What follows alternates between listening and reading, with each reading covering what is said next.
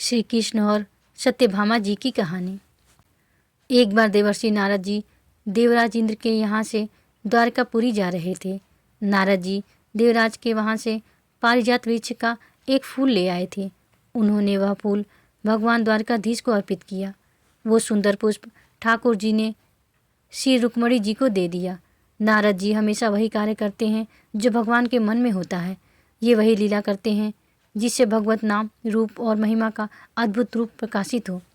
श्री कृष्ण को पुष्प अर्पण करने के बाद श्री नारद जी सत्यभामा जी के महल में गए।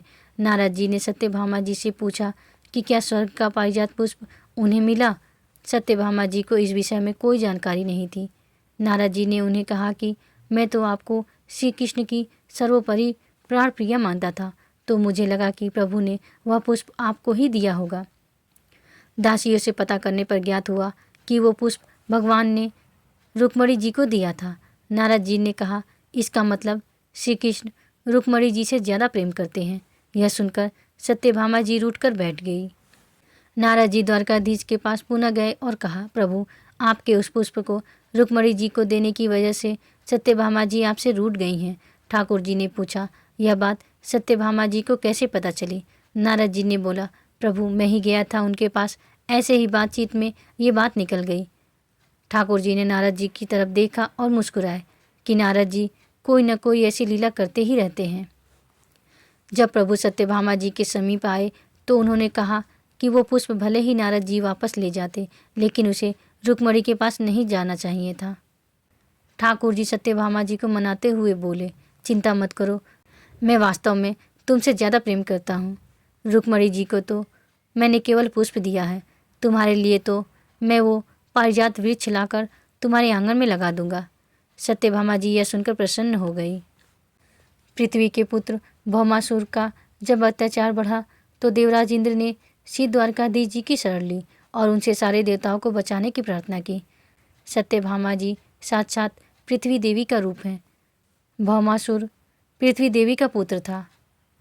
पृथ्वी देवी ने भगवान से वरदान मांगा था कि मेरे पुत्र को मेरे कहे बिना आप कभी नहीं मारेंगे।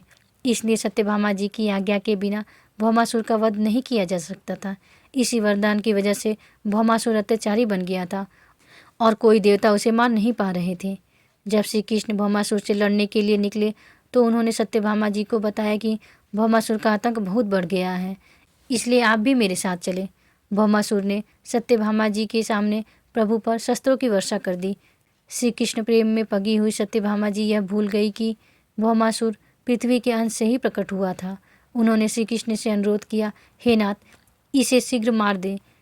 प्रभु सत्यभामा जी का वरदान पूरा करने के लिए ही रुके हुए थे और उनके कहते ही प्रभु ने भौमासुर को मार गिराया। भौमासुर को मारने पर देवलोक में इंद्र ने देवताओं सहित भगवान की बड़ी स्तुति पूजा की। प्रभु ने इंद्र को पारिजात वृक्ष देने के लिए कहा क्योंकि सत्यभामा जी उसे अपने आंगन में लगाना चाहती थी।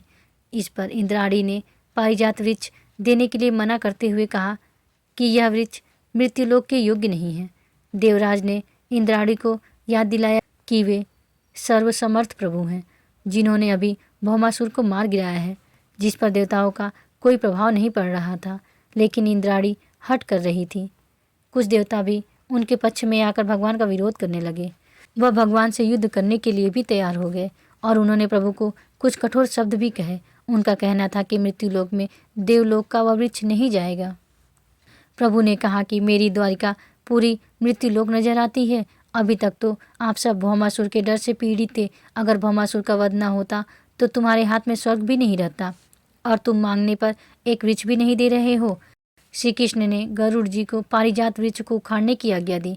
गरुड़ जी ने वृक्ष को अपनी चोंच से आसानी से उखाड़ा और अपनी पीठ पर रख लिया।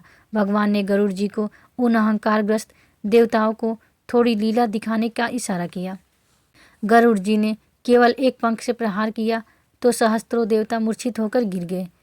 इंद्र ने प्रभु को प्रणाम करते हुए कहा, हम लोगों से जो त्रुटि हुई उसके लिए हमें क्षमा करें।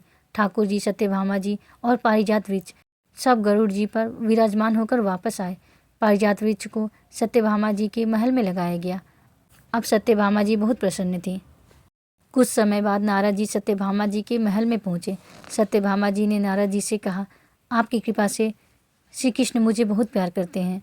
रुक्मणी जी को तो प्रभु ने पारिजात वृक्ष का केवल एक फूल दिया था, और देखो ये वृक्ष मेरे आंगन में है। नारद जी ने देखा कि सत्यभामा जी को अपने महल के वैभव का अहंकार हो गया है। सत्यभामा जी के पिता को सूर्य भगवान से स्यमंतक मणि मिली थी। वह मणि 8 भाग सोना रोज पैदा करती थी। अब पारिजात वृक्ष भी उनके पास आ गया था। भगवान को दैन्यता अच्छी लगती है, गर्व नहीं। नारद जी ने सत्यभामा जी से कहा कि श्री कृष्ण तो आपसे बहुत प्रेम करते हैं। सत्यभामा जी ने कहा, आपकी कृपा है नारद जी, क्या आप मुझे कोई ऐसा उपाय बता सकते हैं कि श्री कृष्ण सबसे ज़्यादा मुझे ही प्रेम करे और मुझसे एक पल के लिए भी कभी दूर न जाए। नारद जी ने कहा कि अगर किसी भी प्रिय वस्तु को दान कर दिया जाए तो वह बहुत काल के लिए प्राप्त हो जाती है। ठाकुर जी के प्रेम में पगी हुई उनकी प्रिया सत्यभामा जी श्री कृष्ण को दान करने के लिए राजी हो गई। ब्राह्मणों को बुलाया गया और सत्यभामा जी से संकल्प कराया गया कि वो श्री कृष्ण का दान नारद जी को करती हैं। जब भगवान श्री कृष्ण आए तो नारद जी ने उन्हें अपने साथ चलने को कहा। प्रभु ने पूछा क्यों? नारद जी ने उन्हें बताया कि सत्यभामा जी ने आपको मुझे दान में दे दिया है। सत्यभामा जी ने नारद जी के हाथ जोड़े और कहा, आप कह रहे थे कि प्रभु मुझसे कभी एक क्षण के लिए भी दूर नहीं होंगे। मैंने तो इसलिए ही दान किया है, किंतु आप तो प्रभु को ले जा रहे हैं। नारद जी ने पूरा शास्त्र ज्ञान उन्हें बताया कि आपके अगले जन्म से प्रभु हमेशा के लिए आपके हो जाएंगे।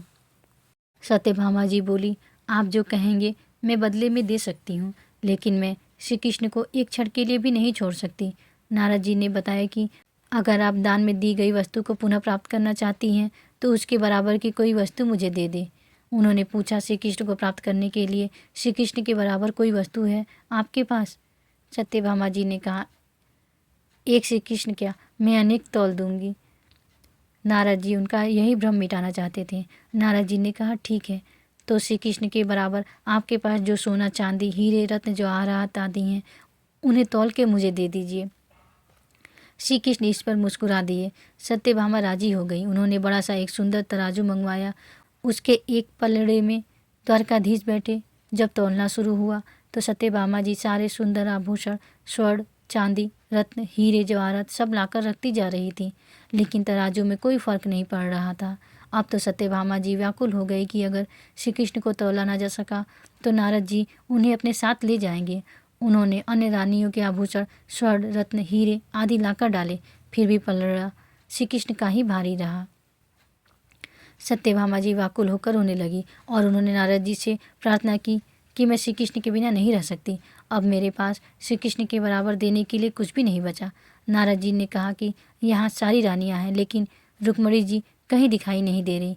आप एक बार रुक्मणी जी से पूछें, उनके पास तो कुछ ऐसी वस्तु होगी जो श्री कृष्ण के बराबर हो।